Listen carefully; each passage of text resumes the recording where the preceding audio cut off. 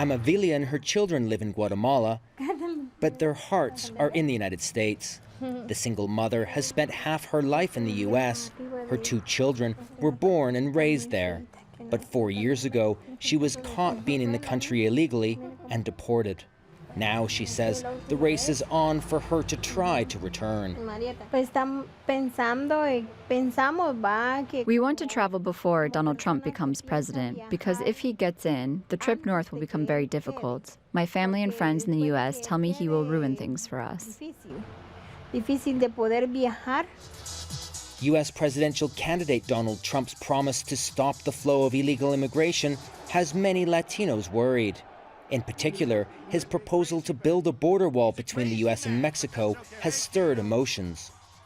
But when I ask the people that know more about the border than anybody, how important is the wall, and they tell me it is absolutely vital, and in the other words, it's a vital tool, it's an important tool, it's maybe the most important tool that they can think of, we're going to build the wall. We have no choice. U.S. government statistics appear to support the now or never approach some migrants are taking. Between October and February, detentions along the U.S. border were up 24% from the previous year.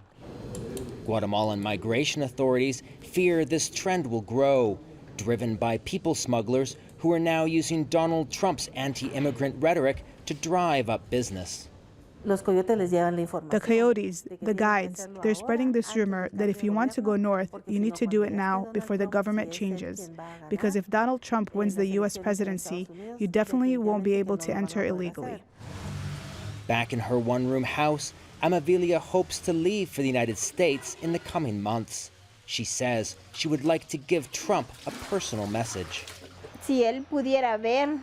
If he could hear what I'm saying, I tell him that if he is a father, if he has ever thought about his children, we are doing the same thing, thinking about our children's future. A life free from poverty and violence drove Amabilia north 23 years ago and will do so again, regardless of who's sitting in the White House. David Mercer, Al Jazeera, Guatemala.